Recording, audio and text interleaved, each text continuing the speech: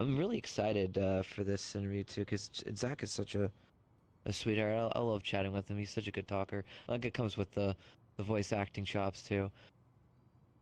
Straight in without an intro. Yeah, of course. Well, one-on-one interview with Zach. Five, four, three, two, one.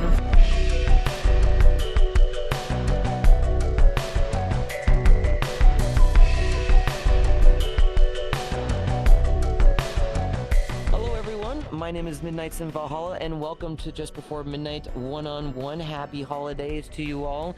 This is episode 4 with Zach here, or ZaccActs as he goes by over on his Twitch and Twitter and pretty much every of your social media pages. Pretty much, yeah, pretty much everything, yeah. Except for my Instagram, but that's really personal, and I don't let anybody have access to that. I just watch really just cringe Instagram reels. That's fair. Oh, I don't know how to use it professionally or anything. I stopped using Instagram. I used it for like a year and then I quit. I'm just, why am I even in here? It just got dumb. But yeah, no, thanks for taking your time for doing this, Zach. I do appreciate it. I know you're a busy guy. Glad you got home safe, because I know you said you went to watch the new Five Nights at Freddy's 2. I did. And first question to ask you is how you doing, and tell us more about yourself. Just in general, well, I mean, I've been pretty okay. Everything's been kind of slow recently because of the holidays, so focusing on that. Not too much work going on right now, but it's just kind of slow right now. It feels like the first half of the year went by quickly, super fast. But then as soon as June hit, it's just been just slow. Just slow. Yeah, especially so I'm feeling that slowness right now. We're about to be in 2026. When I was at the theater, they showed a trailer for the 25th anniversary for Jim Carrey's The Grinch. I go, what the fuck do you mean it's 25 years old? 25 years? Yes. Really? Oh my 25 god. years. 25 What? years old that movie is. That's insane. What the heck? So I was like, oh, time is hitting me hard. Hope it doesn't make you feel too old. And of course, before else anything, we got the amazing Rob K from Blue Dawn Casting, of course. Thanks for joining us. Yeah, the Rob. Yeah, and of course the man, the myth, the legend. One of my biggest supporters here on my stream is also my manager. Yeah, no, how was I wanted to ask you too, how was Thanksgiving and everything with the family? Fine, very straightforward. Just me, my brother, my girlfriend, and then cook turkey. Actually turned out super well, so we're just about to use up the last of it, and I'm gonna make a turkey reverse turkey pot pie tomorrow. Where you basically make all the sauce in a pot and you put the bread on top. Yeah, and how about you, Zach? How was your Thanksgiving? That was pretty good. We just had some family over, some of my cousins and their kids come over, so my kids play with their kids and everything like that. It's pretty relaxed. We kind of do that every year now. We used to have more family come over, but it's just been reduced to just a small little group of family. Yeah, do you usually do it at your place or cottage? Like, how do you like? No, it's always at my house. Well, at my parents' house, but yeah. Oh, okay. Like, I mean, here in Canada, we've had ours like way earlier in the year, in October, so or September, I'm sorry. And we have our turkey. Do you guys usually do turkey, or do you do? Because I know with my family, we do roasts. We usually do ham roast or we normally do turkey, but I'm kind of over turkey at this point. I'm about to switch to ham. Yeah, absolutely fair. Yeah, I mean, you can only have so much in turkey. Because every single year, my mom's like, "This turkey's so good. This is the best I ever made this whole year." And then I eat. I go, "Mom, this is dry. Like, I'd rather eat moist asshole than this right now." Truly. And the thing about it is, like, there's nothing real taste. The real thing that makes it taste. What makes it really taste is, of course, the condiments, right? But what kind of jam or any kind of really nice seasoning on it to really give it flavor? Because turkey on its own is literally just nothing. It just tastes like I mean, there's seasoning with the turkey when it gets baked and everything like that. But I just put gravy on it. Yeah, really real. Oh my God, we'll probably have now. Here's another question for you: do you have turkey during Christmas as well? Because I know some people like to do turkey as well. I think we normally just do steaks, like steak and ham maybe. Yeah. outside barbecue kind of thing, like winter barbecue, or do you just do it within the Yeah, house? like a winter or- barbecue thing. Yeah. Nice. So we'll just have some steaks. Yeah, my stepdad will make some steaks, and I'm just like, ooh, yum yum yum. So. Oh man, making me yeah. hungry. I just had food. What about you, Rob? What's your family we do do- for Christmas? So we kind of mixed it up where we used to do ham, but Yeah. I've been doing beef Wellington. Oh, so When I get the chance. okay. Now, do you do it like Gordon Ramsay kind of thing? Yeah, I like followed that Gordon one. Ramsay's recipe for it. Yeah, that's the true like test is when you do enough cooking. Doing a beef Wellington takes a lot of precision, a lot of time, Mhm. a lot of getting I mean, it's to like know it 3-day too. prep work because you need to, Yeah, like, 3 wrap it so days. tightly, then freeze Yep. it. Salted For- too, for right? And fridge- kind of like that, and then Well, yeah. so like if we're gonna talk through the process, first thing you need specifically like there's another name for basically what amounts to being like a New York strip steak, but Yeah. it's like that Yeah. cut of meat. You need to wrap it really tightly and freeze it before you do, or refrigerate it before you do anything, because Right. it needs to keep its shape so that way Right. it doesn't like flatten out. Yeah. Then once you gotta have it like 12 or 16 hours in the fridge for it to keep the shape. Then you Right. take it out, salt, pepper, and then mustard powder. Right. Okay. Coat it, hand sear it, wrap it again, put it back in the fridge, and then you make the duxelle, which is like your herbs and mushrooms. Yeah. And Now the- then you take that out, wrap everything again, then put that back in the fridge, and then you can prepare the puff pastry. Okay. Do you usually get your ingredients from like local owned businesses, or do you just go to Yeah, like I mean, outside of going to a butcher for the cut of like beef, like Right. everything else you can find in the grocery stores. Nothing super complicated. I usually buy the pre-made puff pastry yeah. and then just like combine it into a big sheet so I can just roll it. Because trying to make puff pastry on your own sucks. We're all gonna make you hungry while you're watching this. Oh yeah. I know, I haven't eaten all Easily. day.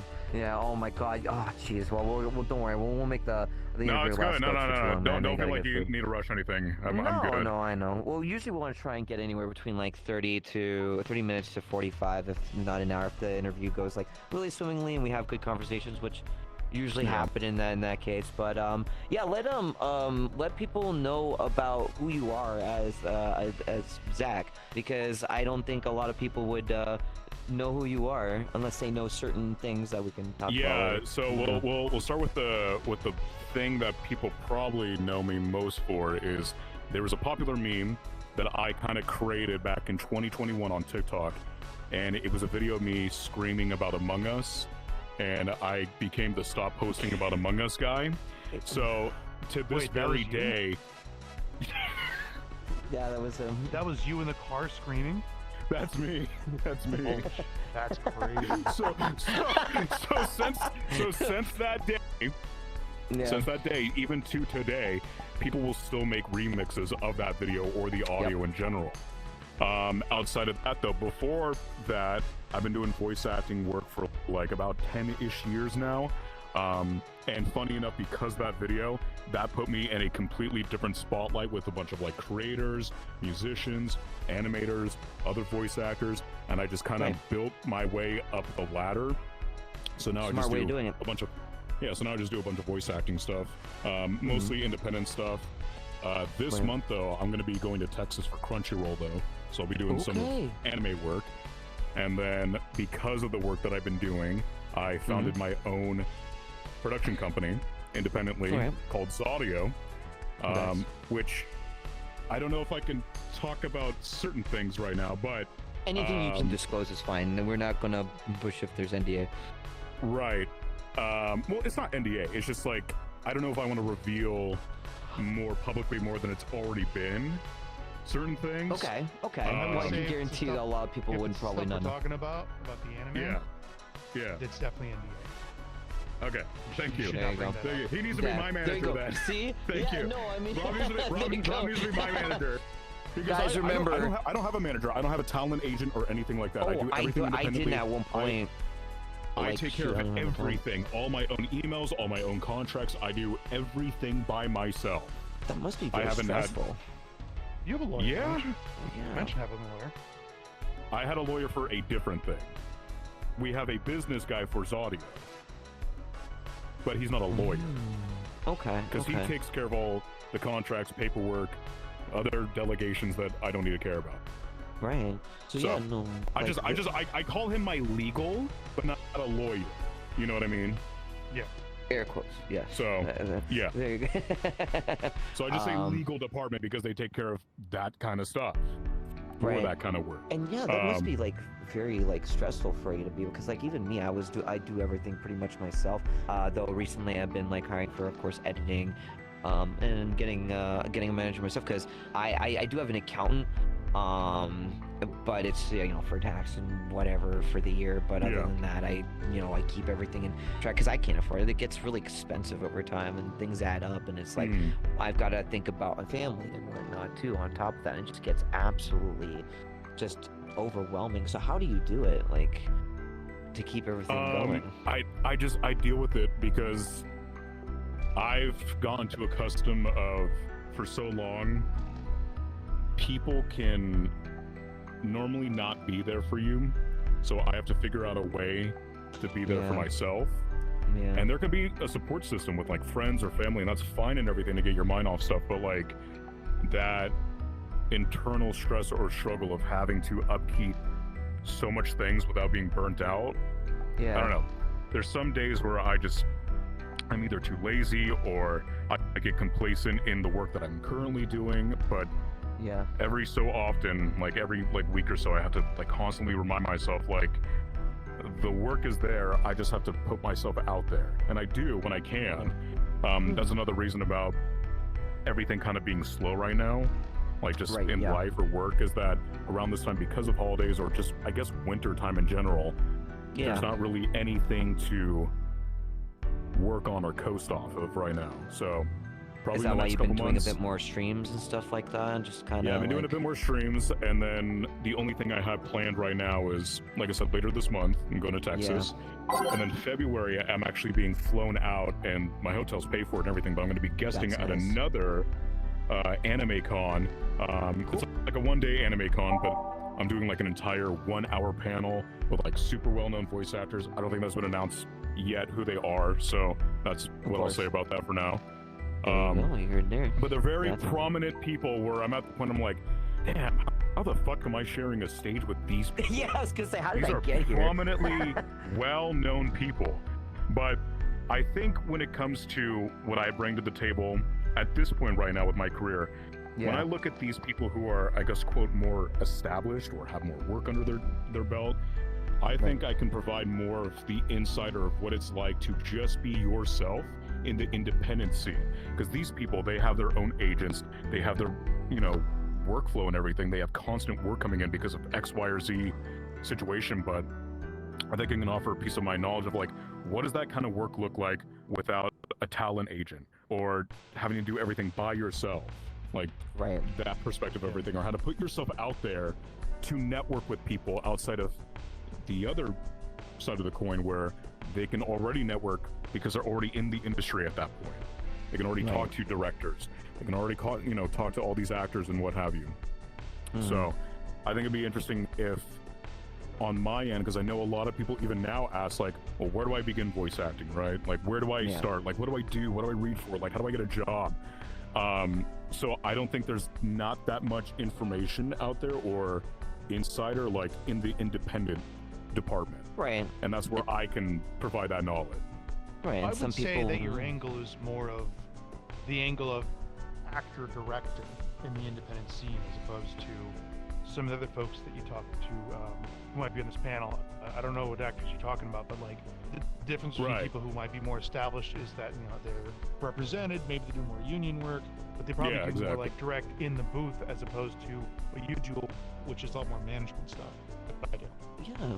Right. And so that offers a unique perspective, because there's a lot of like, we've all dealt with it. Like, there are resources out there for doing voice acting, but like, I've been dealing with people that want to do voice acting for 16 years at this point. now? Yeah, I was gonna say like almost 2 decades. Yeah. So like the big thing is like you do come across the type of folks who like you said, want to figure out like, okay, well, I want to do voice acting, but like, where do I start? And there are voice acting club Cat. Yeah. True. There is resources. There are websites. Kira's Discord is fantastic. That's probably one of the best things. Yeah, out there. VAC. The Voice Acting Alliance used to be a thing, but that died like a decade ago.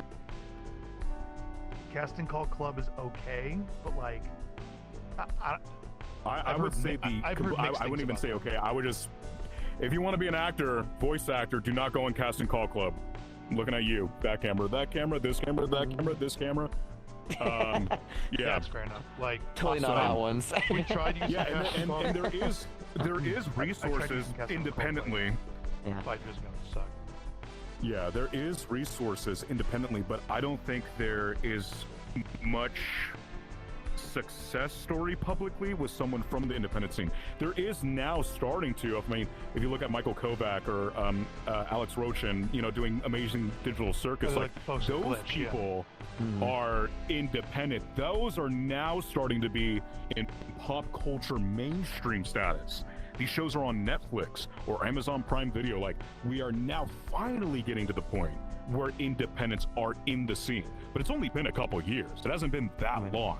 But it shows now there's something to proof with these resources that can get you to these spots.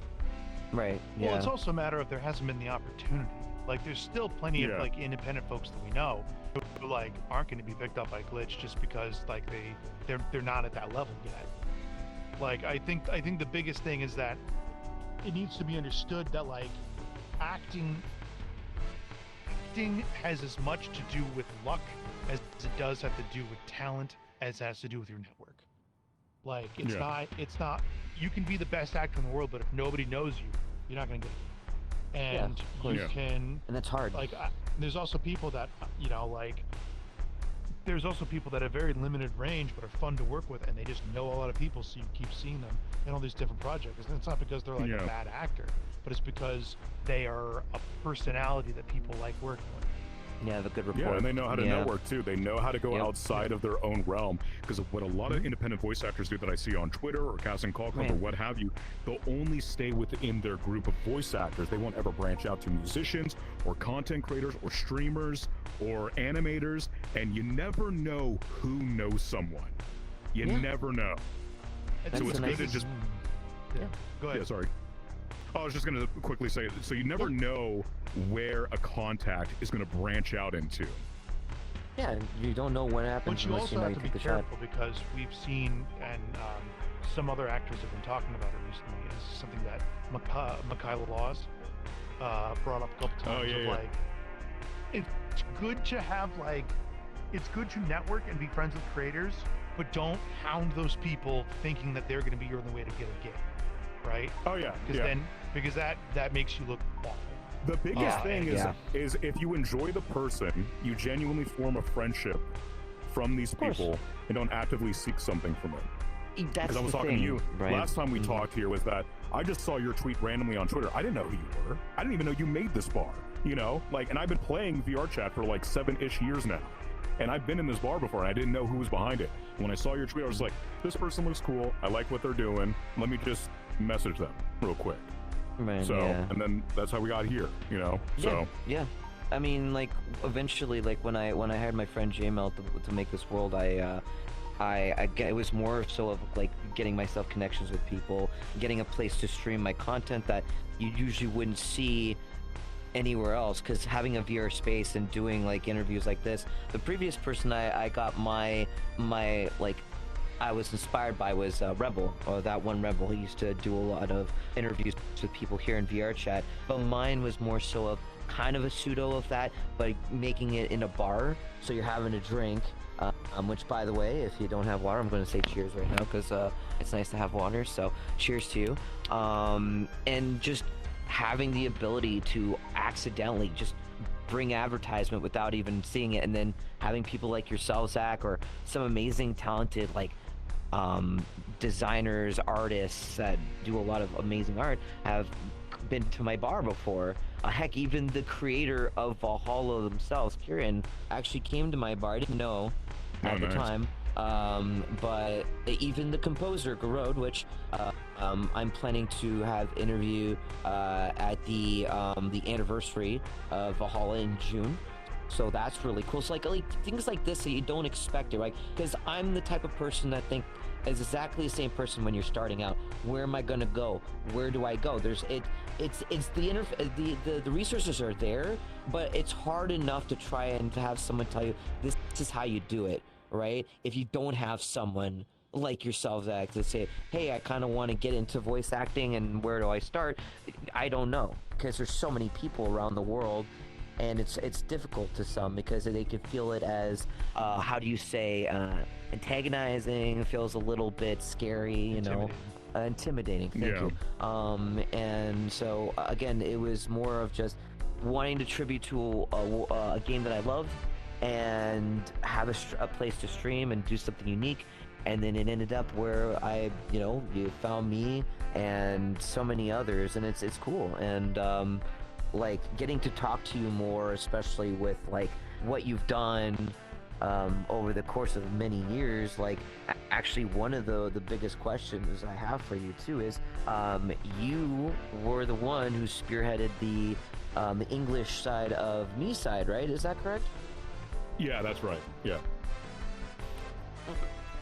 And how did, like, okay, so I know we talked about it like one before without any, so how did that happen? Like what exactly made you want to do it? What exactly how did it all kind of like transpire into what it is now?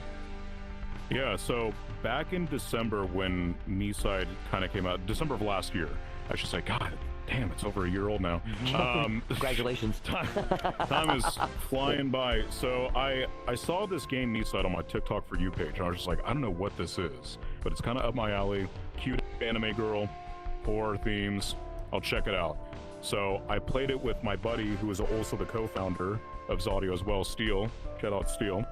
I played it with him, and I was like, I'm a really big fan of this. There's only Russian, there's only Japanese. I wonder if there's an English dub. And from the research at the time that I did, there wasn't any talks of any work or dub or anything like that.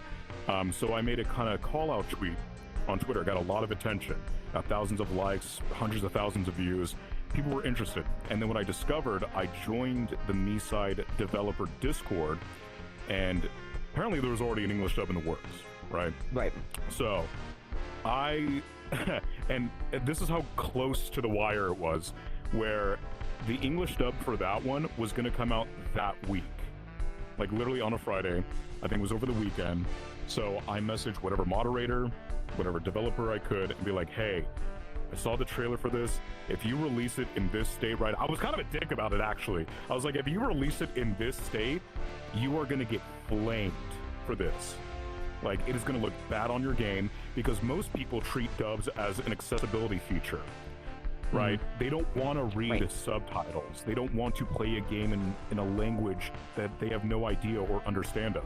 So a lot of people want English dubs not only in games, but in anime, movies, what have you, just for accessibility feature.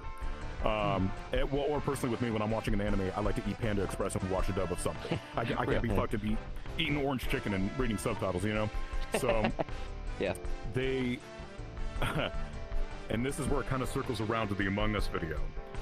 One of the people behind the team knew who I was because of that video, and so they saw the other work that I was doing, and they said, okay, after 4 hours of kind of discussing about it and almost like a one-sided argument on my end, I was like, no, you don't understand. Like, I know people who can make this right. I was very gun-ho about it. It was just a bad dub? Yeah, I still have the original trailer for it. I'll show you guys sometime, but I still have the original trailer downloaded because it got wiped off the internet from the person's YouTube, because it was a completely different team altogether doing it. Okay. Like, and no shame or anything. Was it like an international translation team?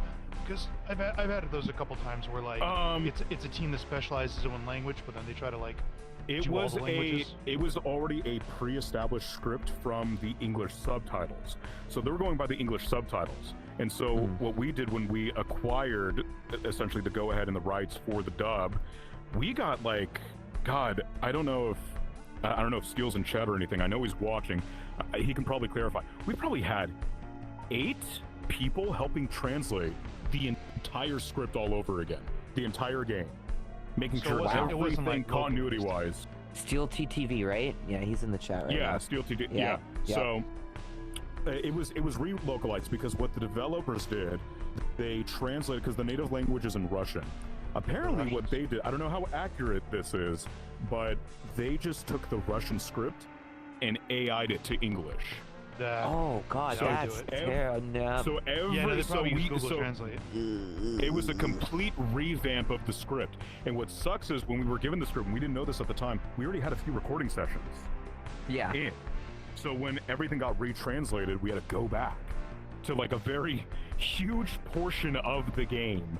And Oh no. God, maybe do like 2 or 3 sessions of re-recording, yeah. So I take it But, then they actually like delayed the English so that you guys could like work, or do you still Well, have like what was good is the dub was on our terms of when it was Okay. done.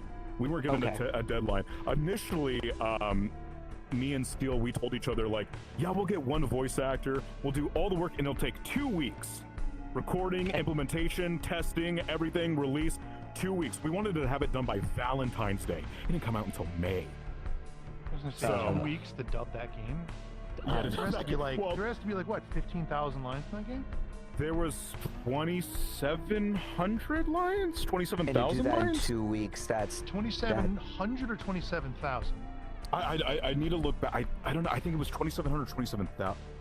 I'd have to, Well, I that's have to look at that's it an again. extra zero. yeah, it's just an extra yeah, zero. that's So that's a a big lot. I was gonna difference. say that's going from okay doable to okay no, you're gonna need a lot You're more talking time like than that. between like Yeah.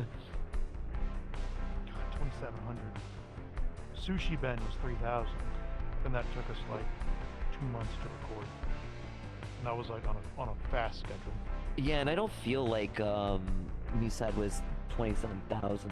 I played through the entire. No. I don't think it's 27,000 27,000. is Probably like 2,700. Yeah, it's probably about 2,700. Yeah.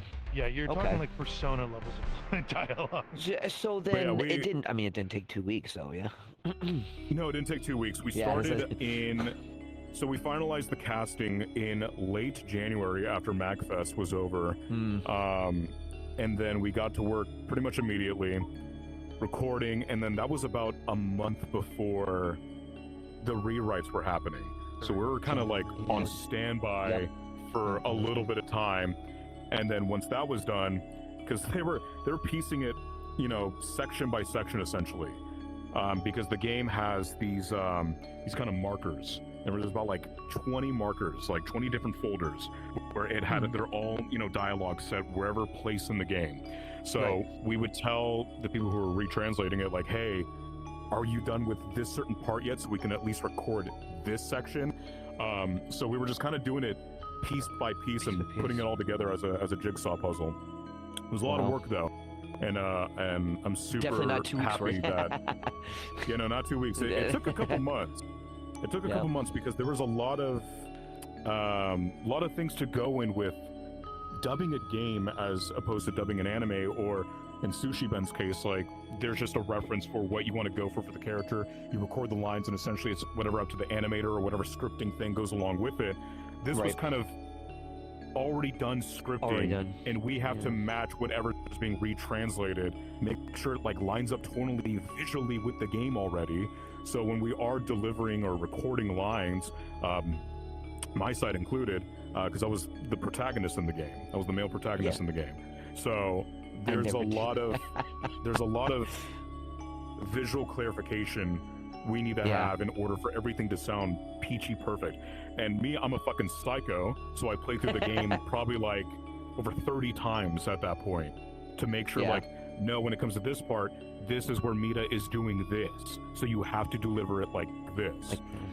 So it'd be 3 takes a line, and then after everything was done, it was about a month or so, probably 2 months of me at the time doing everything myself, of going through the takes all over again, thinking which one would go with what, and just replaying the game as I'm listening to the takes. And then we had Jad 50 Yen, who was our mixer guy, doing the final work on that and everything, and working on that, and then finally implementing it in the game, make sure everything is lined up and everything is on time. So we tested the game for a good month and a half, I think, and then we were finally polishing, and we're just like, okay, it's done. sent it off to the devs. They uploaded it within, I want to say like a few days after we were completely done, golden, ready to go. And then it was off to the races, but the hype around it was exponential. When I finally got that go-ahead of getting the dub, I made multiple tweets. I think like 3 or 4 that were like 15, 16,000 likes each. Yeah. It was exponential. It's Yeah, because B-side's huge. I mean, I That's saw when phenomenal. it first came out, and we all thought it was at first it was a fan dub because of the way that it was like labeled and all that. So everybody's like, "Wait, what is this?" And then the You give me Doki Doki Literature Club vibes. That's when I first saw I mean, it. yeah, and stuff, that's right? basically I think that's what why it is. people started Yeah. liking it, because it gave that kind of vibe. Yeah. And who would have known that I'm playing the game because I looked at it, I'm like, oh, it's on sale. Grab it. Never knew you were you were the protagonist of that. That's And then literally you come in and then you talk about, I'm like, I literally played this game not even like a couple of months. I met you. That's the crazy thing. But I have to say, like, having to redo everything, have to go through like playing the game over and over, kind of get the you know, the acting part of it, knowing the emotion they have, because like voice acting, like it's not just, and I mean we've had this conversation before about, you know, where people like they think that, you know, VA is just about, you know, doing the voice and that's it. No, there's a lot. That's a whole conversation. Yeah. Because I've had to deal with like, you know, like. Well, finish your thought. Yeah. No, it's just the fact of, you know, like people would think like, you know, it's great and people want to get into it. And again, we'll talk about that in a second. But it's really, really cool that you actually ended up doing this, because I actually just played the Japanese part and just the standard part of it. And I was gonna go. I'm waiting for the passive route or like the peaceful option, which they haven't yet released yet. I don't know anything of that other than what they've already confirmed. It's coming early next year. In terms of anything else with it, I have no idea. Game is fantastic. The voices were great, by the way. You guys did such a fantastic job. Everything. Yeah, one of the Mitas is in Sushi Ben. So Ari, right? Yeah, Ari. Yeah. That's so cool. She's fantastic. I randomly discovered her, and that was before she got signed on at CESD. I was like, "Damn, girl, you are a hidden gem." And so she auditioned. Yeah, Ari was fantastic. It was great working with them. Sky is another one we worked with on Sushi Ben. Who did Sky in your project? Sky Raiden? Yeah. Yeah. Sky's on audio. Yeah, she's See, solid that's too. the thing, right? Like finding that awesome. one thing. That's cool, and that's the thing. The connections. Yeah. That was the whole big thing. Is finding people. I feel bad because I haven't heard from Sky in a couple months. And I think it's because she's like in the pit right now. Oh, really? With all the auditions you know what? for. Yeah, same too. Well, like I think it's one of the things where like she just kind of like goes from project to project, just like, you know, like locking in, focusing. Yeah. Because like Sushi Ben's done, so there's no real reason to like check Much in. congratulations again. We need to like, you know, start ramping things back up. But she just announced like a week ago that she's the casting director in some project, and they got like 2,000, 3,000 auditions. That's amazing. Yeah. It's so cool seeing. No, like, you say it's amazing until you listen to it, and you can't use 80% of them because it's some dude inside of like their bathroom full of tile recording onto a laptop. I would say over 90. I would say over 90% of auditions are no, like we had not good. we had 4,000 auditions in Sushi Ben, and I had to throw out like 85% of them because they were unusable. And that sucks because you must have had times where it was like you had really good acting, like you could hear them act really, really well, but the overall room condition to do these types of voices. Yeah, and I think that's the thing where like, in this day and age, there is like the independent scene, but something that a lot of people aren't taking into account of is like if you're going to record remote, you gotta have like a proper audio setup. You can't just come in with a podcast setup or God forbid a streaming setup and just say, I'm gonna be a voice actor. Like, yeah, exactly. Acting aside, like, you know, I go through all these different auditions and I go through like stuff from my roster, and I have to toss out people who like anybody who submits with a USB mic, I know automatically it's basically gonna be unusable. And you don't want to have like a moment like in a room. Like it's terrible because like either they were lying or they didn't. Either they were lying or they just didn't have the setup. Like when I'm going through Sushi Ben, some people like who have like $3,000 microphones, but the audio is unusable because they're recording in a room with like 14-foot tall ceilings and hardwood floors, and you can hear it. Like, we can't use Reverb this. coming through. Yeah, like you Yeah. can hear the whole room. And there's people You that can get like, yourself a really nice, solid setup, like everything. Like you can make your own PVC makeshift booth if you need to get into that. That's gonna be better than most things you're gonna have in your house. So you make that. That's gonna be like $100 to make.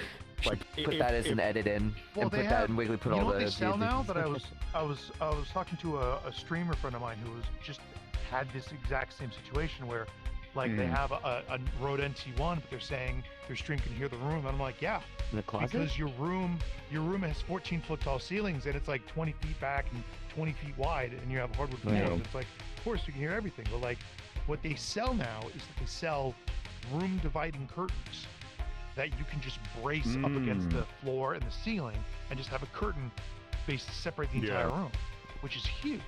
Like that, and that's like $100. Oh, Yeah. that's so affordable. What? I mean, shoot, again, Wiggly, if you do find what this is, you can put it up on the screen for people, because who knows, maybe there'll be someone in here that's also trying to get into VA work and not know about this, like, hardware and stuff. Go ahead. There is, in fact, a good place to start, and that's the Voice Acting Club. It's Kira Buckland's Discord.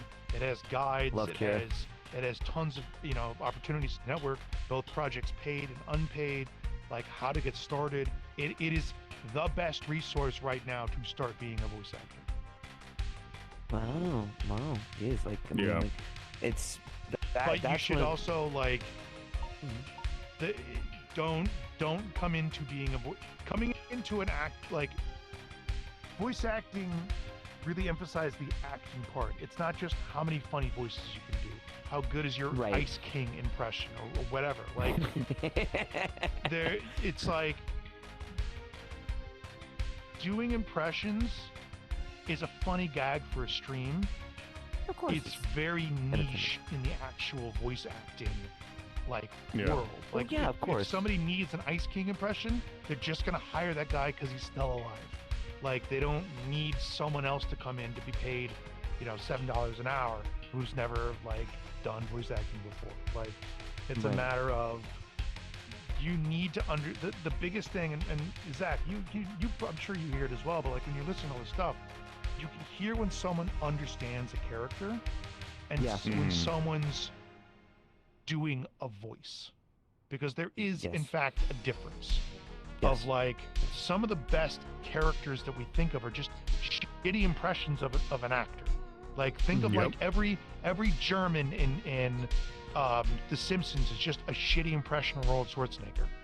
Like it's all what's the alien's name in American Dad?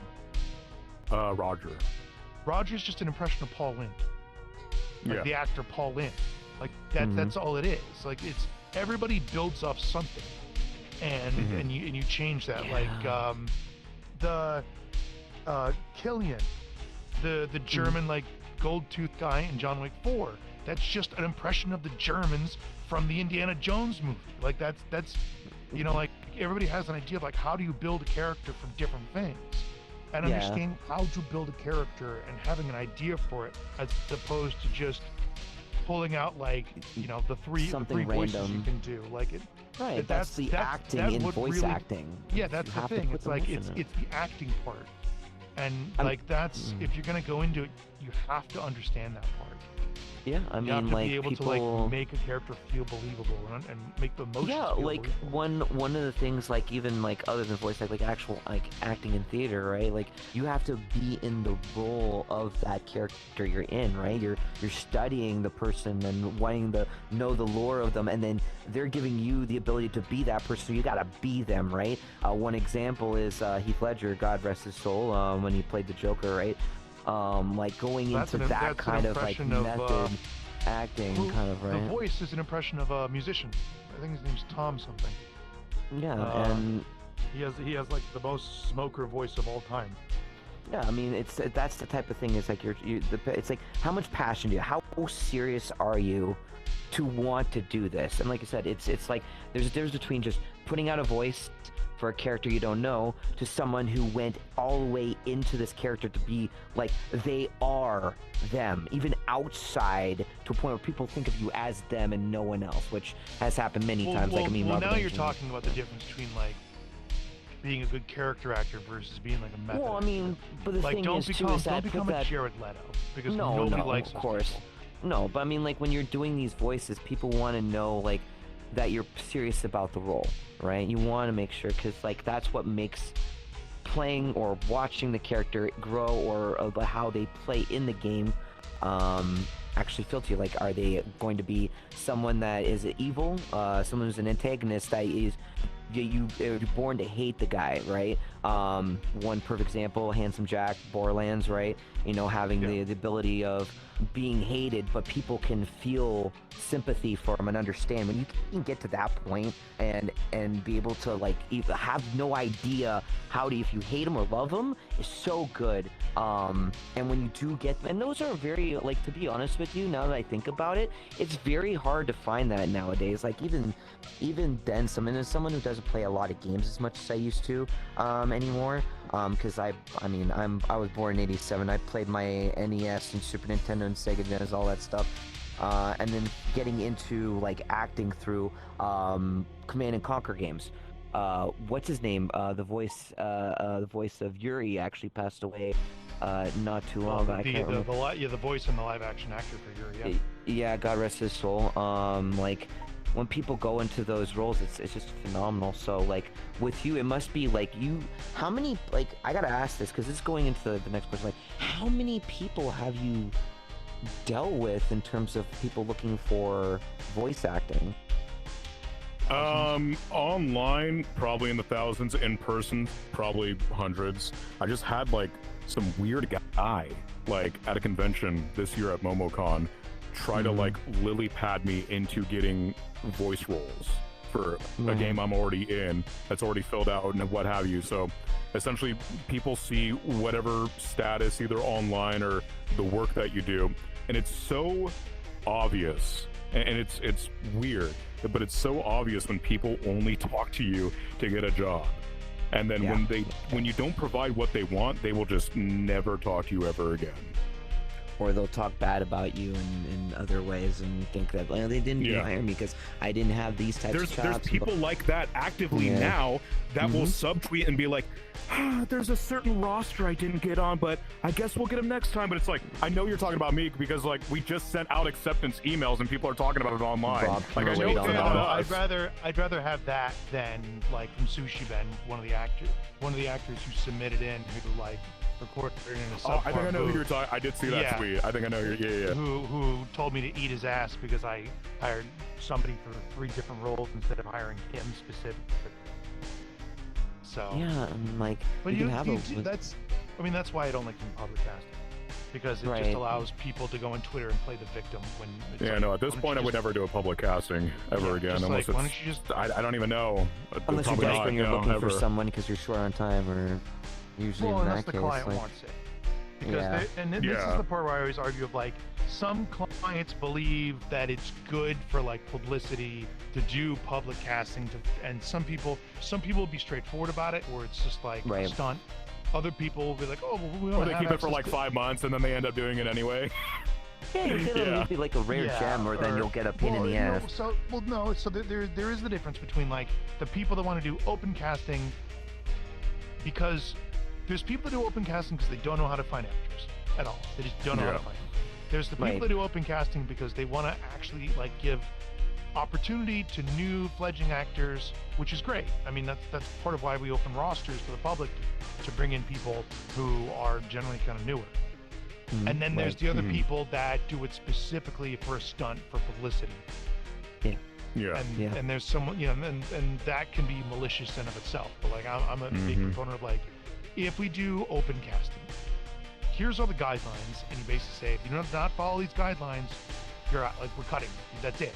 Your audition's gone because you didn't follow the rules. And then, like, you'll still get, like, interesting people. Like, we got some interesting people I've never worked with before in Sushi Ben. The guy with the most lines in the game,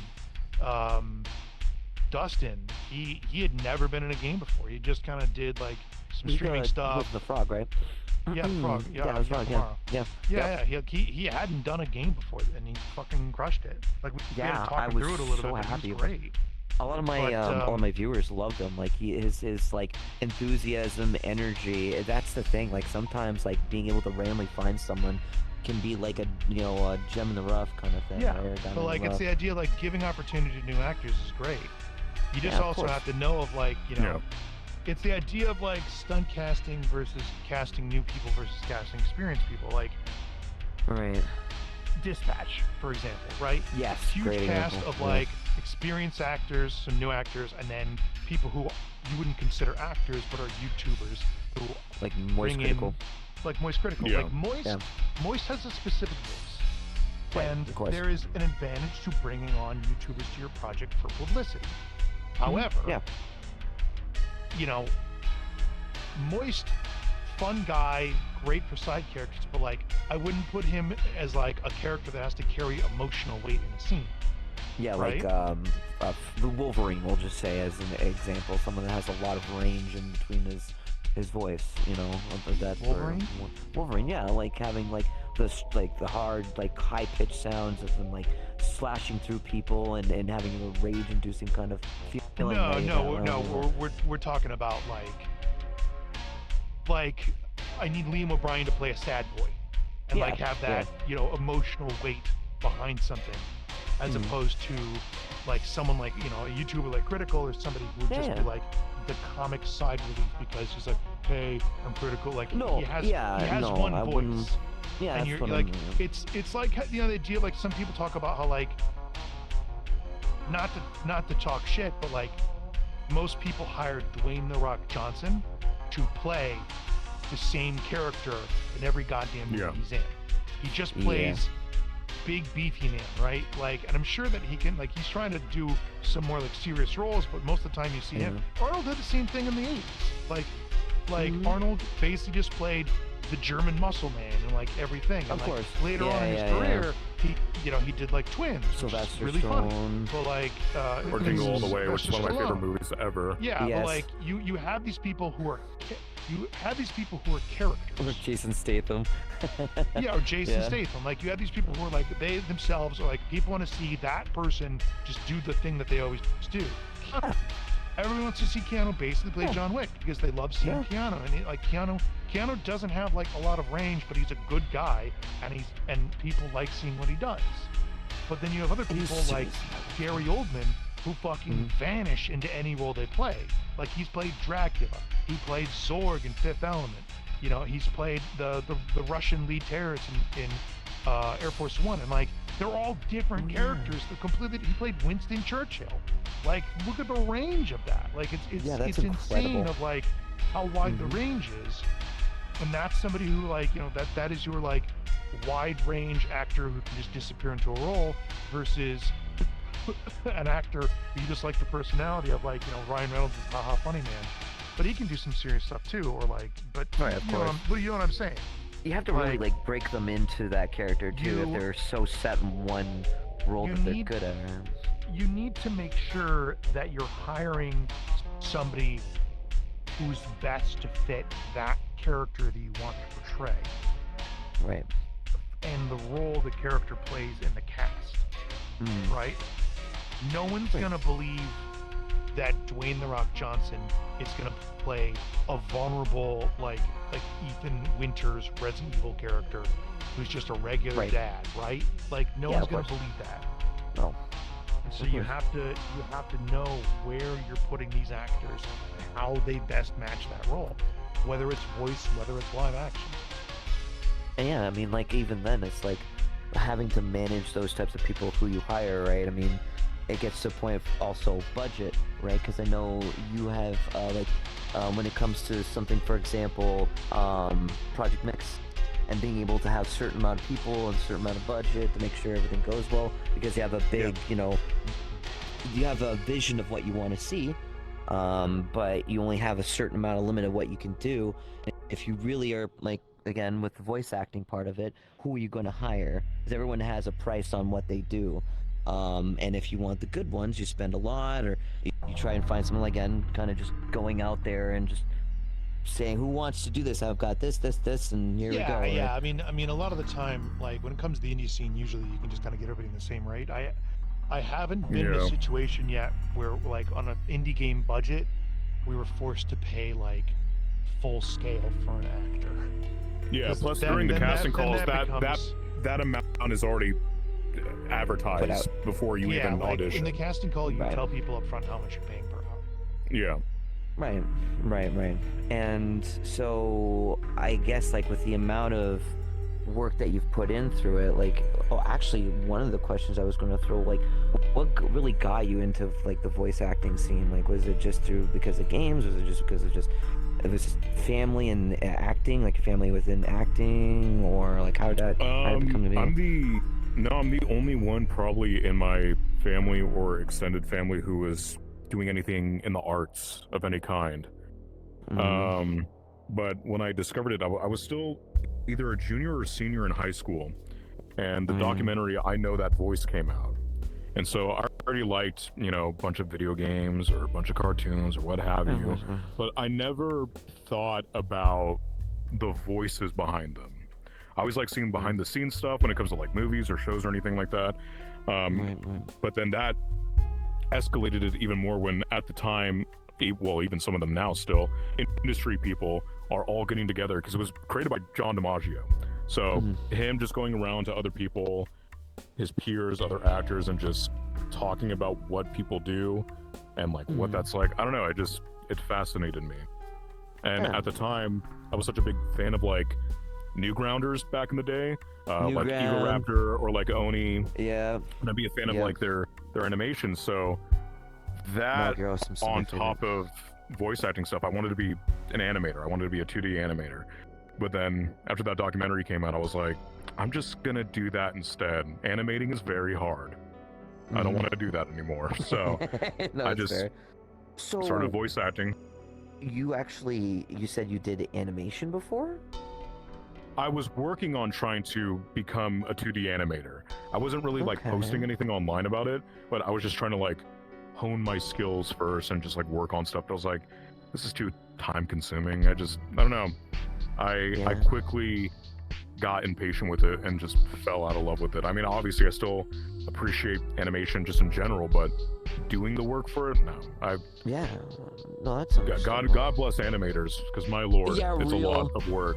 People like Tom Scottish, the ASDF movie, watching those like from the first one to the most recent, seeing the evolution of just stick figures, right? I mean, shoot, speaking of stick figures, there was that one animation I used to watch way back called Dick Figures, if you remember Dick Figures, and I just the fact of or like Madness Combat or Madness in the series of Newgrounds days, back when I used to watch it in my science class, and those were things that I was just like amazed by, and I actually wanted to get into animation, funny enough, but then I kind of leaned more into selling product and stuff through retail because I like talking with people. It was just something that just came naturally to me. So like we all diverge. Sometimes it just goes from one thing, one door closes for you, but another door opens, and it ended up being in the voice acting spectrum of things, which is absolutely amazing.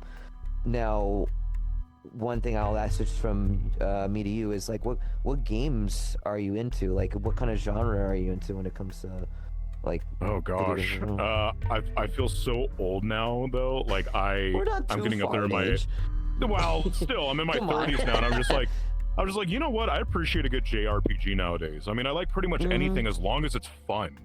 So I'm not super picky about what it is or what genre, or I'm not swinging towards one way or another. Just like as long as it's fun. Like I'll get on something like Mega Bonk because it reminds me of Risk of Rain. I love Risk of Rain. So I'll get on Mega Bonk and I'll put on like a YouTube video or something while I play, and just music's really good in that game moment. By the way, music's actually really good in Mega Bonk. I got so hooked and Risk of Rain. Risk of Rain's OST's fucking banger. Risk of Rain, goated. I had friends that used to play co-op together, and we just played consistently through it. I didn't play the first one because it was just the side-scrolling kind of vibe, but like for some reason, when I played Risk of Rain, when it was still in its early stages, I really did like it. And then I finally went back into it once they had the moon, which was like the ending for the game. Well, quote ending, and then they started adding more to it afterwards. I feel like games are not really over if people really like them enough to want to give more content into it, or the developer wants to just keep giving you content because they feel like they deserve to give you more. No Man's Sky, excuse me. As that point, it really is a wonderful thing, just like, because one of the biggest things I love is that with acting and games is, again, like I said prior, is just when you have a character do so well that you'll always remember them, compared to just playing a game and saying, hey, the game's fun, but I really felt like I wanted more. Hades is a great example of just having such great amount of people voicing different types of gods, right? And you have that favorite, but every one of them that you see or you meet with are still amazing, and you remember them, right? And that's another great, fantastic thing about what makes just, whether it's, voice acting for a game, or maybe it's voice acting for a storybook or something like that, like a visual storybook, when someone's like, narrating and stuff like that. But it's just really, really awesome. Now, okay, so a while ago, a lot of people have been mentioning this, and we talked about this too, how much of a pain in the butt it is to have to deal with people with like the wrong hardware. Talk to me, like, what is your, and this is for people watching this too, because we're not going to go on for too much longer, but what is your recommendation for any person in here watching, or watching on the VOD, or be watching on stream or anything of that sort? What's your recommendation for hardware for people that are getting into voice acting? Well, for microphones, that's a trickier topic because everybody has a different voice profile and every mic is built differently. So you have to find the mic that is right for your voice and right for your range. When it comes to audio interfaces, I like Audience, I like SSL. I would take a fucking Behringer over a Focusrite at this point. Don't ever get a Focusrite. Don't ever get a Focusrite. This man, do not say Blue Yeti. Don't give me a colon 3 over there. Don't you give me colon 3. There's people in my chat, and especially my girlfriend, who actually has a Blue Yeti. But of course, I mean, that's a difference between, of course. Yeah, no, they should be eradicated. You need to. Blue Yeti should be taking on shot. Well, she's gone now. Bye-bye. Well, so here's the thing, though, is that you also need to understand what the microphone is going to be used for. If you want to be a voice actor and you want to work on professional projects, you cannot use a USB microphone. There's too much interference. You also shouldn't use a condenser microphone either. So the Shure SM7B, like the one I have, great for podcasting. An engineer will and there's a lot of people, and I'm sure you've gone it as well with Blue Dawn, is there's a lot of people that were submitting with Shure SM7Bs. I'm like, what are you doing here? Don't you have a Twitch stream to go do? Like, why are you submitting this? Well, I mean, again, because you can. It's the matter of they don't know, right? They don't. A lot of people don't know the difference between a dynamic and a condenser microphone. Condenser. And you know, condenser mics are better for voice stuff because they're just more sensitive. However, that also comes with the fact that you need to make sure that your setup is good. But if you're doing streams, Shure SM7B is great because a dynamic mic can cut out a lot of the noise in the background. Dynamic mics are like stage mics. Right. And so, you just have to understand that your microphone needs to be of a similar type compared to the other people in the project, because they're all going to be mixed together. So if you hear them side by side, you can tell the difference. Right, yeah. I mean, most of the people that usually get a microphone, they usually go for the AT2020. That's usually the go-to for almost it's like a decent starting mic, and there's an excellent It's a good one to have for sure. I mean, I used that for a long time. 2040. I go with the AT2040. Is a good. I have the 40. I have the 4040 AT44, but that was, I mean, at the time. Well, okay. Well, look, so true story. I used to be in band back in grade 5. I always loved music, and I always loved, like Back in the war. the Yeah, scene yeah. and stuff. Back in the war, yeah. Back in my time when I had these things, I was actually a xylophone player, but I actually did like piano. But it was a really great way, and that's the only thing they had left. I couldn't get piano, Yeah. so I was like, okay, they'll give me a xylophone because at least the music sheets are similar to the pianos. So I'm like, okay, so I went with that. And then I noticed, I'm like, man, the quality after we got to listen to it, I'm like, man, the quality is like really good. Of course, we were in a place where the acoustics are designed, the area is designed for good acoustics. But like, I knew as soon as I was getting into the streaming spaces, I could just go with like a C920 webcam with the microphone that comes with it. God forbid. But at the time I didn't have money, but eventually I kind of slowly got myself up to, of course, the gamer headsets, which are crap. Not all of them are great. Believe me, even the most expensive ones, like for example, HyperX, having the Cloudflight one, fantastic battery life, but the microphone was bad.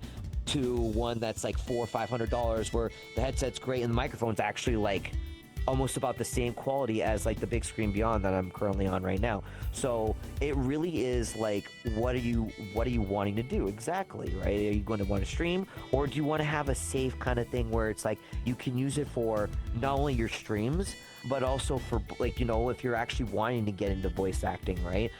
Like I have the Rodecaster 2 Pro.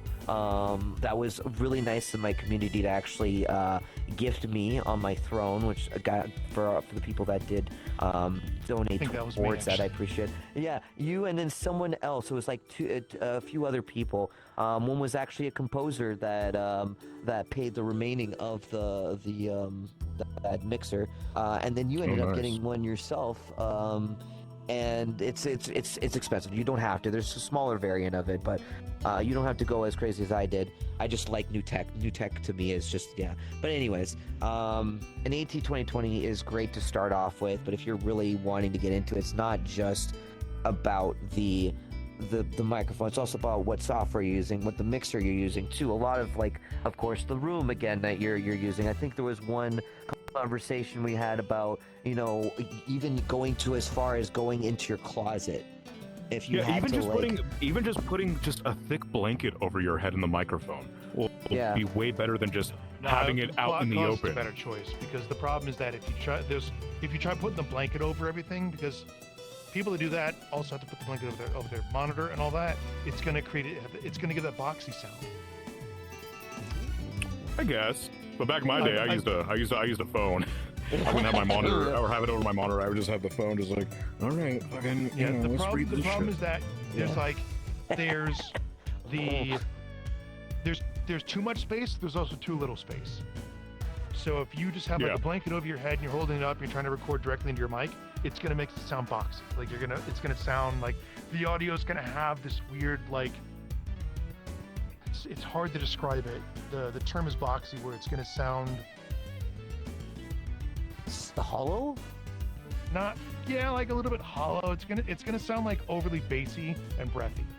And it comes from like the sound just like being in a very condensed space. Right. It's gonna have more of like an ASMR feel. Right. You know what I mean? I mean, yeah, of course. I mean, like, we all have to do what we've got, right? I mean, again, it's the same kind of situation where walk-in closets, just closet stuff. Again, the easiest thing to do is literally just, if you're like recording in front of a wall setup, and if you're hardwood floor, put a carpet on it. If you have like a big kind of backdrop and all that, find somebody to hang a blanket up behind you. Like if you can get a green screen mount and throw a blanket over it for like $30. Get this, learning how to. It's not a curtain wall is not that expensive. Yeah, now that's the thing, which I didn't even know. So you learn something new every day, and that's the great thing about bringing people into one-on-one as well, and get the kind of like thing where it's you're from a voice actor, maybe there's someone who works in props or in stage plays and whatnot. It's really cool that you can learn something straight through here. Now, before I've got one more question before we go into Q&A with everyone here in the chat over on Twitch. So, like, is there a the question more of so is like, what's your dream role as a voice actor, if you had one? Probably anything Dragon Ball related. Yeah. Any particular character, or does it matter to you? No, like just straight throw up? me in Dragon Ball, and I'm good. Yeah. I take it you and I like raised up pretty much on that on the Dragon Ball stuff when we hit our anime phase. I'm happy with the stuff that I do now, and if anything, I think I'd rather would do like a game more than like a show or like an anime or something like that, because I like the experience of hearing myself while I'm interacting with something. Like, it's cool to see like something like, I don't know, part of either like a show or like an indie animation thing, but I don't know, there's something just more stimuli engaging with actually being physical with something. That was like, okay, like I can activate a certain line that I want to say by doing this, like a neuron, just having that moment in it. Yeah, exactly. Yeah. So like, in the grand scheme of it, probably like a cool game, but the child in me just wants Dragon Ball. Right. So yeah, I mean, like Dragon my like at one point I actually really wanted to, when I was younger, I got myself into a couple of animes. Originally the first one I watched was Magic Knight Rayearth by Clamp, and then it went into, of course, my sister with Sailor Moon the classic, or Inuyasha, or Cardcaptor Sakura, and then there was one show I really wanted to be, and it was a Canadian show, and it was called Reboot. I don't know if you're familiar with Reboot, or ever heard of Reboot. Yeah. From Mainframe Studios, and it's a Canadian show. And then there was Beast Wars. Beast Wars is a classic. I actually really wanted to do one of the, I think it was like, I wanted to do Rhinox, and I had to, actually, funny enough, I did an accidental, like, Optimus Prime, and I actually did it really good to a point where I can't do it as much as anymore, but I drove my girlfriend crazy on it. But I enjoyed wanting to try and go for it, but in the end I ended up not doing it. And but one of my dream roles was wanting to do for Reboot, and of course with everything that went on, I was just like, yeah, I don't have the money, don't have the hardware, and by that time I was only like 10 years old, so it didn't work out. So actually, one more question for you. You said you, because you mentioned about it, you went to see Five Nights at Freddy's 2, right? I did, yeah. I got back from it, throwing my headset, and now I'm here. But Five Nights at Freddy's 2, oh my goodness. I'm so sorry to say, but it's bad. It's not good. It's not as good as the first one. I loved the first one. But you spent 5 whole nights at Frederick's. I did. I didn't like it. Why were you there for 5 whole nights? Man. I loved the first movie. Loved it. The second one, like, they ramped up the gore, they ramped up the scares, but it's just kind of nothing with only 10 minutes of fan service and like 2 the games. Like, lore-wise, I don't know what Scott Cawthon's doing, but he's smoking crack or something, rewriting more shit now. Oh yeah. Probably just took his paycheck. Well, So I'm accepting at this point that the movie universe and the game universe are completely separate, because there was so much more that they changed in this one. Yeah. I'm just like, I'm checked out. I can't keep up with this. Is it better or worse than the Halo series? Worse. Worse? Wow. I was gonna say that's kind of yeah, no kidding. Wow. I know MatPat is apparently more involved in it too. He voices Toy Bonnie, but Toy Bonnie has like 2 lines. I didn't even, like, I knew it was MatPat, but it doesn't sound like him. They modulated his voice, not as like a robotic animatronic like they did with Megan Fox. Because you could just tell, it's Megan Fox, but with a robotic voice. I don't know what they did to MatPat. It sounds weird. It almost sounds like he got replaced last second or something. You definitely know at that point if that's the case.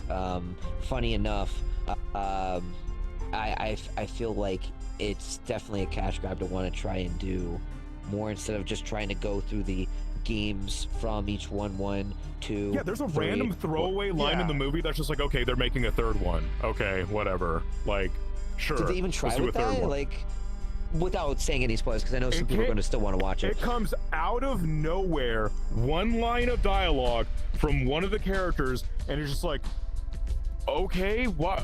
How do you know this? How is Don't this worry, happening? we're Why not are you gonna saying this? mention any spoilers for you guys. No, I'm not. Yeah, I'm not saying any like thing of dialogue like that. But it's just like, it's fucking laughable. It's not good. And like the more I thought about it on the car ride home, I was like, man, that sucks. That's fine. I did get a popcorn bucket though, because I'm a fucking, you know, I mean, we're still consumer gonna watch chud. some movies. Let's be real. When we go to the movie theater, we want to see it, even if it's bad I mean, or plus good. I took my 5-year-old son to go see it. I mean, he likes Five Nights at Freddy's, and he liked the movie. I'm like, you know what, dude? If you like it, good on you. Daddy grew up with this. Well, grew up with it. I was in my fucking 20s when it came out. Daddy hates this shit. Yeah. So. Well, You just took your son there. You're like, enjoy Daddy's misery. I didn't know it was gonna be. I was so hyped for it, and I'm just like watching it. Popcorn the screen. You're like, oh. And I kept looking at my watch. I was like, "There's no way we're this far in the movie, and nothing has happened. Nothing." I felt like the same with if you remember Nobody. The second one. The sequel. I did enjoy. I did enjoy Nobody, but it felt like they were just taking one and adding one into a vacation setting. It felt like the same thing to watch, but it wasn't bad. It was, believe me, it wasn't bad. Far from it. I still had a good time. But anyways, that is the that part. We're done with Five Nights at Freddy's. Don't worry. It was there is a really funny. Yeah, go ahead. There's two fan service things in it. One is really awesome when it happens. Number two is a literal TikTok meme. I laughed so loud. Okay, great. So there's some moments where the movie can actually have its. Yes, but it happens at the last 20 minutes of the movie. Other than that, it's just like so I take it the first part of the movie is kind of end, then it really ramps up after the last hour, like things actually do. I mean, one thing happens in between that, but it's like you go so long with nothing happening. It's just like, okay, whatever. Yeah, that's fair. No, that's so it's cool. So when the fan service part happens, it really happens. Like, it's awesome. Right. But then everything else is just like, whatever. I like Megan Fox being Toy Chica. I thought that was a very good choice. She's been in a few roles that have just been like, fun little roles to get her in, and she's actually done better in them. I know she was in, what was it, Mortal Kombat? People gave her shit for Mortal Kombat, but I promise you, I 100% blame whoever the fuck directed her more than her herself. Yeah. Because that was inexcusable levels of how did you greenlight that? Like, how did you think that was a good take? Like, direct her, like, do something. But her as Toy Chica, I was like, damn, like, it reminded me of the clip of that YouTuber, like, being scared of Toy Chica. He was like, oh, she's such a bad bitch, though. I felt like that. Like, I almost fucking whipped my cock out. She was on that movie. Holy crap. Man, it's just when you do it so well, you just gotta, man. You just gotta whip it out, You just gotta.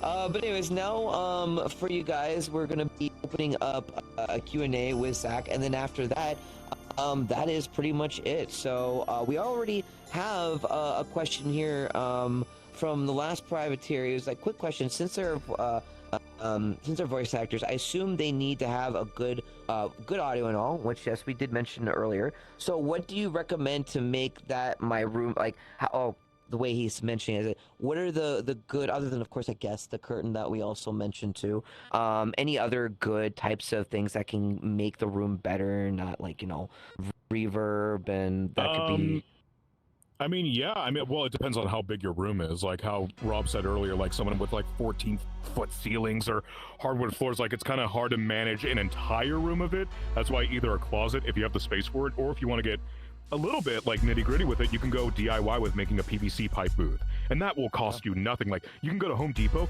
they'll cut the PVC for you to the measurements you need. Like, you don't have to do really anything but just click it together like Lego, and then get some moving blankets, throw them over, hang them up, and you're good to go. Like, that's going to be better than 90% of most people. You would be surprised how many people I've heard you'll be surprised how many of those booths work. Yeah, and you would be surprised of how many people I've heard audition for stuff who have done work for Crunchyroll, but they're in a studio. Of course it's going to sound good, but their at-home setup is fucking abysmal. It's garbage. Yeah. Mm-hmm. And you can clearly hear it from how they talk, right? Oh, yeah. A little bit go a long way. And if you are doing a PVC... Where it's like, the thing is... Yeah, go ahead. Oh, sorry. I was just gonna say, if you are doing the PVC route, don't just put it in like the corner of your room, because if you are using like a thinner material like moving blankets, there is some audio dynamics you have to be in consideration of. So like, yes, it will dampen the sound, but if you just place a booth as thin as that with moving blankets up against the wall, you're still gonna kind of get bounce back audio wise. You want to have it like a few inches away from the wall, so when audio comes out of your mouth, it's going to hit and pass through, then bounce back, then do another pass through. But if you just have it up against the wall, you're just going to have one point of pass through, and you can still hear the wall bounce. So you need to kind of understand some of the dynamics when it comes to audio. That's like super nitty gritty though.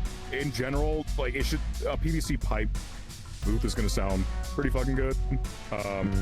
I know a lot of people who are actively working that use PVC pipes, but other than that, obviously, if you get some money, or if you got like a good job or whatever, and you can just splurge money, you can just buy a booth, build it together. I mean, they sell pre-made PVC pipe booths that are just different things. Privateer, to answer your question, the goal is to cover any hard surfaces in your room and to make sure the sound doesn't have to travel more than like 3 meters to bounce back. You're isolating audio within a very specific area, but you don't want it to be too tight, or you'll get a boxy sound. You don't want it to be too crowded, or it's going to sound muffled.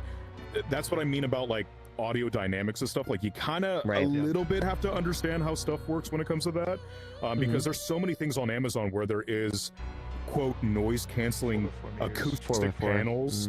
But they'll be in all shapes and sizes. 16 by 16. Sorry, I'm looking at the chat right now. He's saying he has this room that's 16 by 16 feet. Sorry, 12 by 12. And so 12 by 12. 12 by 12 is not bad. You know, get away with putting sound. Like, well, again, it also depends on what your budget. Cheapest thing, build your own PVC pipe booth, throw moving blankets over it. You know, get a light in there and do all that. More, you know, like or like I was saying, you had like your computer against a wall or a corner. Just have a curtain set up behind you. You can buy a curtain, either a standing curtain or rolling curtain, whatever. Moving blankets are extremely good. Something that's like a thicker blanket, not sheets. You want something thicker. I mean, I know. And then a rug if you have any hardwood floors, curtains over any windows. Like you need to cover hard surfaces. Actually, or if you also, you'll see them on Amazon. They sell 1x1 panels of like styrofoam foam, like egg carton foam. Don't stick that to your wall. I've done that. It sucks. That shit's impossible to stick. Put it on like what you can do is you can build your own sound panels. You can get like thin sheets of plywood or what is it called? It's like plasterboard from Home Depot, and then you can glue it to that and then mount that on your wall so you can take it off. But don't just glue the panels directly to the wall, because the foam will just fall off. You'll have like little pieces of foam and stuff stuck to your wall. If you're interested in that kind of work for DIY, look up a channel called look up a channel. You don't need a perfect seal. There's a guy on YouTube who does voice acting for a living. His name is Booth Junkie. If you want to learn more about DIY stuff like that with panels and shit, he's perfect for that. They'll walk you step by step in what you need and everything, and they look and sound amazing. Also, sometimes you can, like nearby me, I have like a music store that actually provides, like, if you're just needing it for like to rent for like an hour or something like that, and they do it for relatively cheap. Like literally, they give you the room for an hour for like $30. And if you want something that is like kind of low key, so you just don't have your room filled with panels, there are companies who will repurpose those kind of wall panels to be like movie posters. They'll just have movie poster designs on them. So if you want something more low key, you can make it look like you have like a bunch of posters in your room, but they're just sound panels. Yeah, many ways to be able to dampen the audio so it can sound like a studio grade, at least to a point what you need to get, you know, your voice out there and not sounding like, again, an echo chamber and making it sound terrible. Now, anyone else in the chat before? I got one question for you too, actually. If you do have any other questions, guys, we have it open for a couple or for a few more minutes. And then I will be going into just chatting with everyone. But so like what other what other hobbies do you have? It's not just like streaming I'll and sometimes stuff, right? make music or Getting fired. stream or and I will just spend time with my kids. I'll build some Lego. I'll draw Yeah, sometimes. Lego. Oh, you I'll must write love Lego. sometime. Lego's great. I do love Lego. Lego's Yeah. awesome. That's the only time in my life where I can completely turn my brain Things that off. people make with Legos is incredible. Like, There's one guy, there's one guy that literally his whole goal is to take any Lego set and turn it into a Millennium Falcon.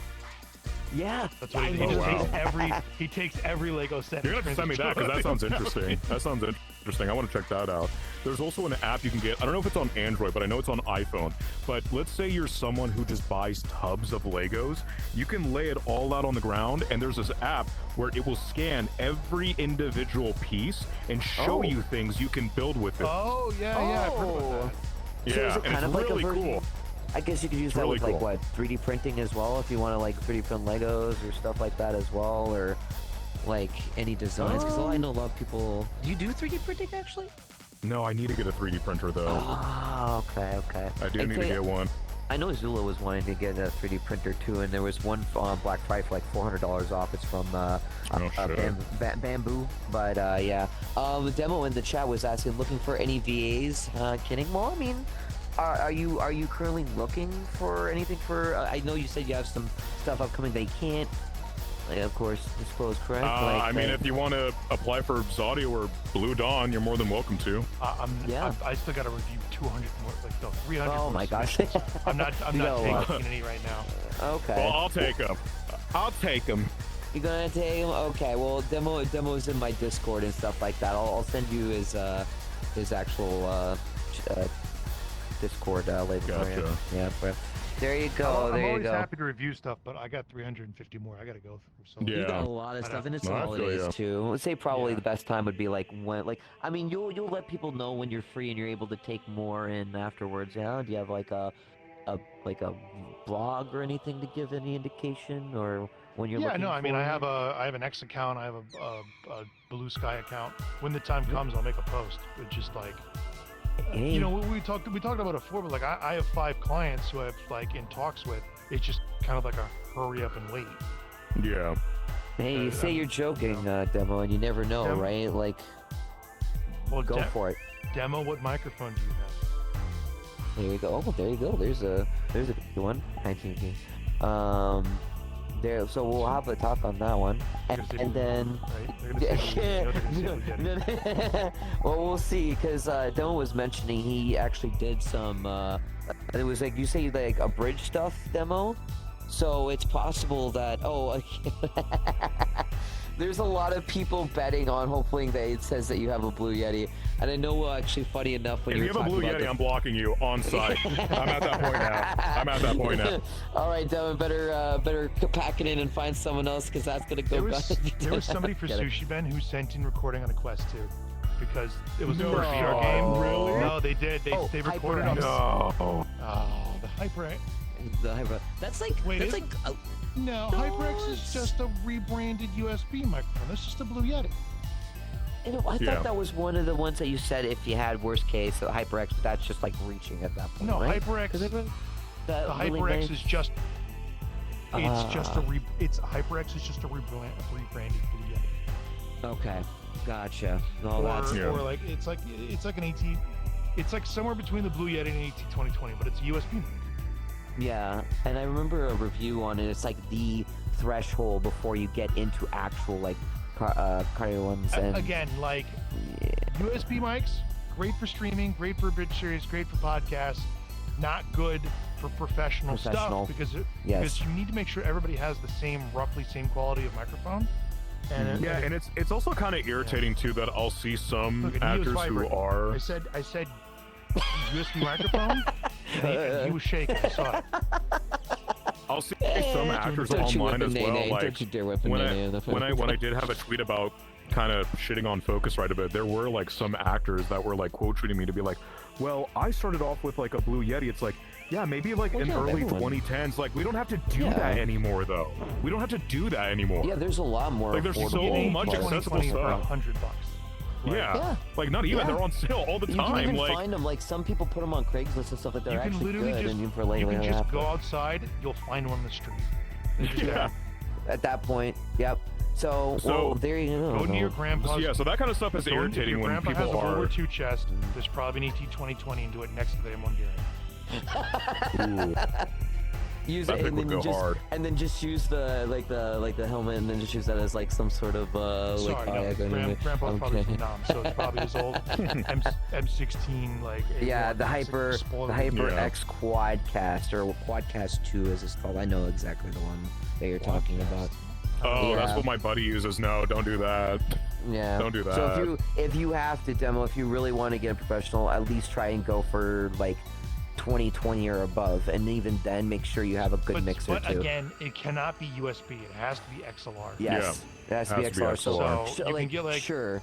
I don't like it, but the Scarlet Solo is a good like entry level.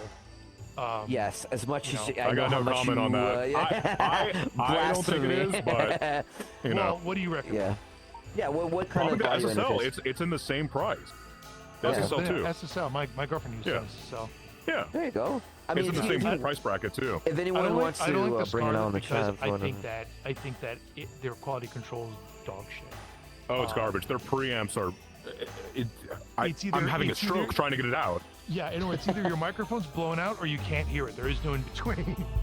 I know. I Really? just saw like a voice actor mutual the other day be like, I don't really know what's going on. Like, here's like what's the issue is, and I'm reading it, and then I get to Focusrite. I go, and then she had an issue about like it ramping up the gain and then going back down and then having Yeah, issues. no, And I'm that's the sitting thing. back. I'm just like, yeah, it's your Focusrite. Get something else. I don't know Please. what's going on. I don't know why it does that.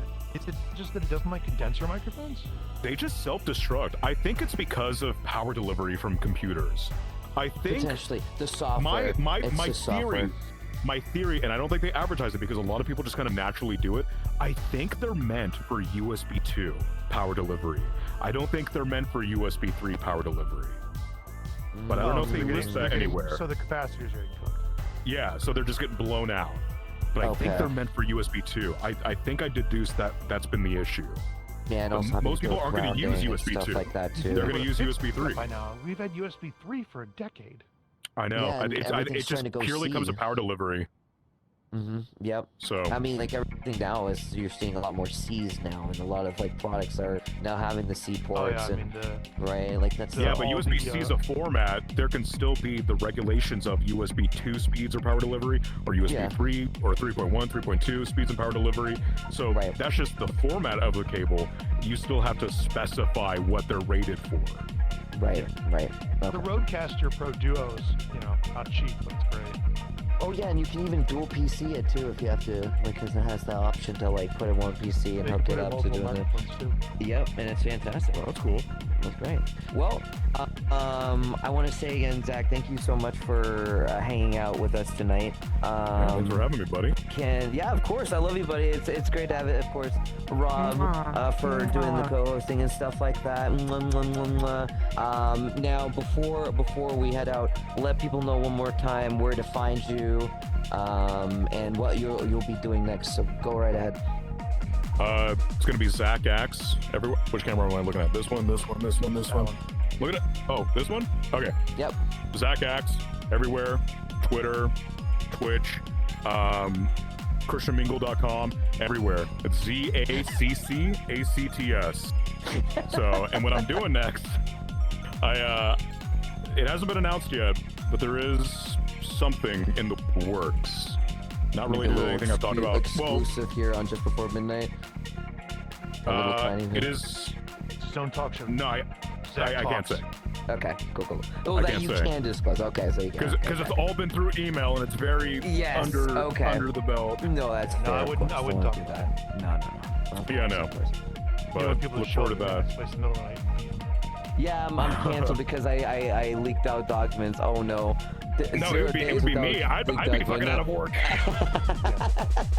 But yeah, everyone, again, go check out ZaccActs. You might even see me in his streams when he streams. I'm one of his mods there. Yeah, or just in VR chat. I'm not ZaccActs in VR chat though. I'm very particular about that. When it comes to like social public places, I don't ever go by like my online stuff. Zach, what about your upcoming game show stuff you're playing? Yeah, that too. Yeah, so for VTuber Feud, you're talking about? Yeah. Yeah, so about a week and a half ago, I just did the vetting process of going and collaborating with a website called VoopChat, and what VoopChat is, they are like Omegle, but for VTubers.